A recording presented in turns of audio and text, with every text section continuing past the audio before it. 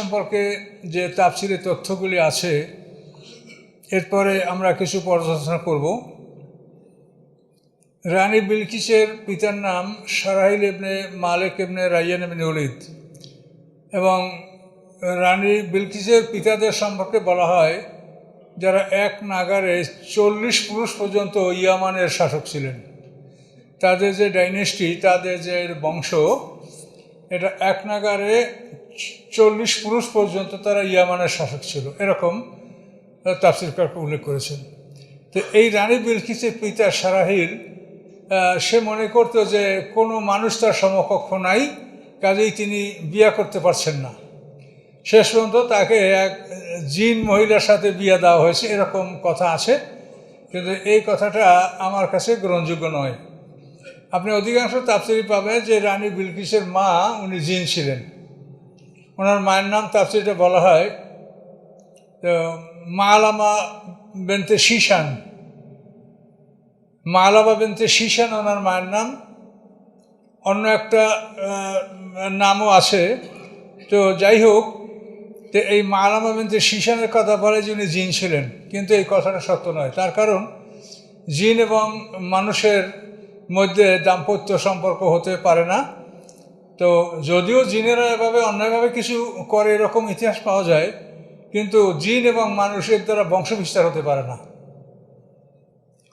জিন এবং মানুষ, জিন এটা আল্লাহ তাআলা যে জাতিগত একটা বৈষম্য রাখছেন, এই বৈষম্যটা এটা থাকবেই। জিন দ্বারা কোনো মানুষ গর্ভবতী হতে পারে না, মানুষ দ্বারা কোনো জিন গর্ভবতী হতে পারে না। কাজে এই জন্য এটা চিরন্তন সত্য।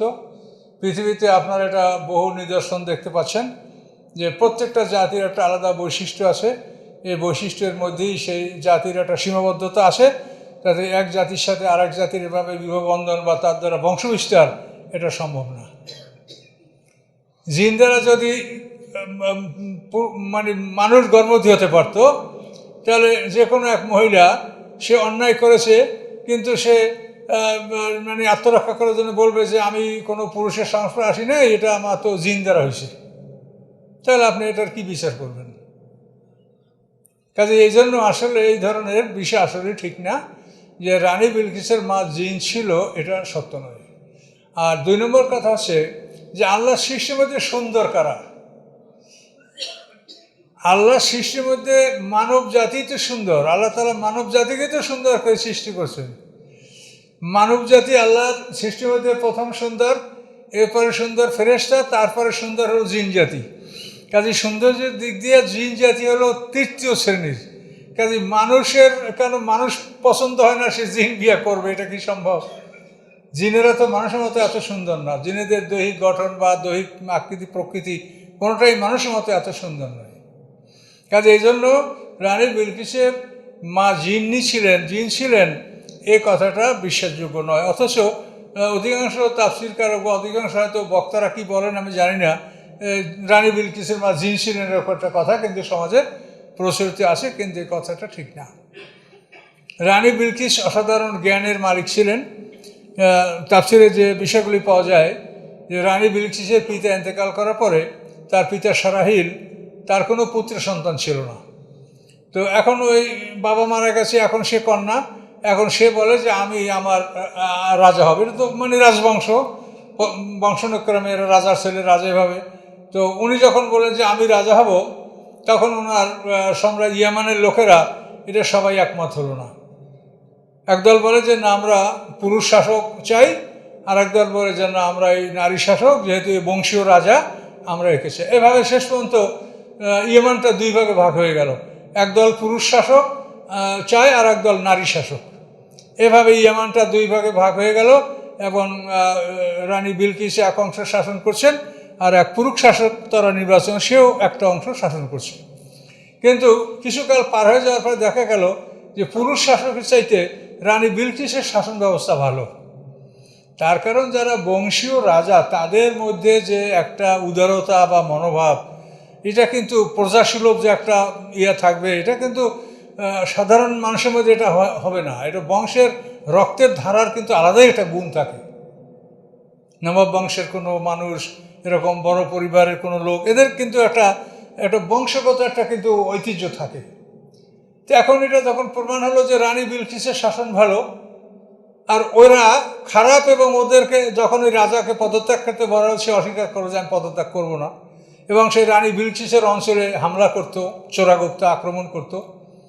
তখন রানী বিলকিস একটা কৌশল করলেন, ইনি ওই রাজাকে চিঠি লিখলেন যে আমি তোমার সাথে বিবাহ বন্ধনে আবদ্ধ হতে চাই। তো রাজা তো খুশিতে আটকান যে রানী বিলকিস, তোর ভয়তে আমি তাকে প্রস্তাব করি নাই, সে নিজে যখন আমাকে প্রস্তাব করছে, তো উনি বলছেন যে হ্যাঁ আমি এটা একমত। তখন রানী বিলকিস বলেন যে আপনি একমত হলে আমার আত্মীয় স্বজনদের কাছে আপনি এই প্রস্তাব পাঠান না, আমি যে বলছি এটা আপাতত স্থগিত থাকুক, আপনি আমার আত্মীয় স্বজনদের কাছে প্রস্তাব পাঠান। এখন ওই রাজা বিলকিসের আত্মীয় স্বজনদের কাছে প্রস্তাব পাঠালো যে আমি বিলকিসকে বিয়ে করতে চাই। তারা বললো যে এটা মনে হয় যে অসম্ভব, রানী বিলকিস রাজি হবে না। তারপরে রানী বিলকিস তারা আলাপ করলো, আলাপ করার পরে সে বলে যে হ্যাঁ আমি বিবাহ করতে চাই, আর ও রাজা ছাড়া কেই বা আছে দেশে আর বড়, তো তার সাথে আমি বিবাহ বন্ধনে আবদ্ধ হতে চাই। আমার ভবিষ্যতে কোনো সন্তান না থাকলে আমার ভবিষ্যৎ বংশ বা এই রাজধানী রাষ্ট্র কে দেখবে, এই জন্য আমার বিবাহ, এটা আমার ইচ্ছা। তখন সবাই ঠিক আছে হোক, বিবাহ হয়ে গেল। বিবাহ হয়ে যাওয়ার পরে রানী বিলকিস তার স্বামীর বাড়ি গেল।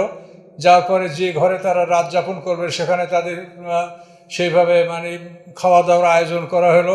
খাওয়া দাওয়ার পরে মদ সরবরাহ করা হলো। এখন রানী বিলকিস কৌশলগতভাবে ওনার স্বামীকে খুব বেশি করে মদ খাওয়াইল। এখন অনেক পরিমাণে মদ খাইয়া ও একবার বেহুশ হয়ে পড়ে থাকলো।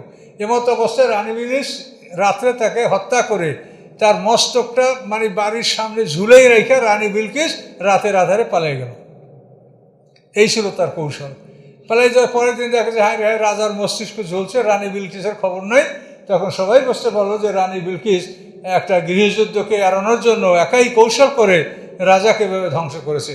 এর ফলে সমস্ত ইয়ামানবাসী রানী বিলকিসের ব্যাপারে আরও সন্তুষ্ট হলো, হয়ে শেষ পর্যন্ত এখন সমস্ত ইয়ামান আবার মানে একই রানীর অধীনে এটা শাসিত হচ্ছিল। এভাবে রানী বিলকিসের জীবন ইতিহাস পাওয়া যায়। তো যাই হোক, এগুলি আমি আগেই বলছি যে এগুলি যে আসলে কতখানি সত্য মিথ্যা আমরা বলতে পারবো না, তাফসিরে কথাগুলো আছে। এবং এই মহিলা যে একজন জ্ঞানী, এটা তার কথায়ও প্রকাশ পায় যে সে মহা একজন জ্ঞানী মহিলা ছিলেন। তো কোরআন পাকে এই সমস্ত বিষয়ের আলোচনা করার কারণ হলো যে আমাদেরকে আল্লাহ তাআলা বোঝাতে চান যে আমি বনী ইসরাঈলদেরকে কত নেয়ামত দান করছিলাম। বনী ইসরাঈলরা এত নেয়ামত পাওয়ার পরেও তারা শেষ নবী কেন তাদের মধ্য থেকে আসলো না, এই জিদ ধরে তারা মুহাম্মদ সাল্লাল্লাহু বিরোধিতা করলো। আর কোনো কারণ নেই। তারা মুহাম্মদ সাল্লাল্লাহুকে নিজের পুত্র সন্তানের চাইতেও বেশি চিনত যে উনি সত্য নবী, কিন্তু তারপরও অস্বীকার করলো। ইয়ারিফুনা নিয়ামাতাল্লাহ সুম্মা ইউনকিরুনাহা। আল্লাহ বলেন আল্লাহর নিয়ামতকে তারা চিনলো, চেনার পরেও এই নিয়ামতকে তারা অস্বীকার করলো জিদ করে, যে নবী কেন আমাদের বংশ থেকে আসলো না। তো আল্লাহ বলেন তোমাদেরকে আমি অনেক দান করছি, আমি সবাইকে দিব, কাজে তোমাদেরকে একসাথে তোমাদেরকে দিতে থাকবো, আর কাউকে দিব না। এটা কিনা এই বিচার? কাজে আল্লাহ বলেন কুল্লান নুমিদ্দু হাউলায় হাউলে, আমি তো একে একে সবাইকে দেব। আমার পক্ষে যে তাকেও দেব, বিপক্ষে যে তাকে দেব, সকল জাতিকে আমি ক্ষমতা দেব, এবং দেখবো যে কোন জাতি কিভাবে তারা ক্ষমতার ব্যবহার করে। এটা আল্লাহর প্রতিশ্রুতি। কাজে এই জন্য আল্লাহ তাআলা এই কথাগুলি আমাদেরকে বলছেন। আর এর মধ্যে আমাদের যেটা জানার সেটা হলো যে আল্লাহ পৃথিবীতে কত সম্পদ এই পৃথিবীতে আল্লাহর আছে। কাজে আল্লাহ তাআলা আমাদেরকে জান্নাতে যে নেয়ামতের কথা ঘোষণা করেছেন সেটা আল্লাহ অবশ্যই দিতে সক্ষম হবেন। তো আমরা এখানেই রানী বিলকিস এবং সুলাইমান আসলামের ঘটনাকে সমাপ্ত করছি। সুলাইমান আসলামের বাকি জীবনের অন্যান্য ঘটনা আমরা আরও পাবো অন্যত্র। তো এখানে এখন আল্লাহ কি বলছেন আমরা সেদিকে আসছি।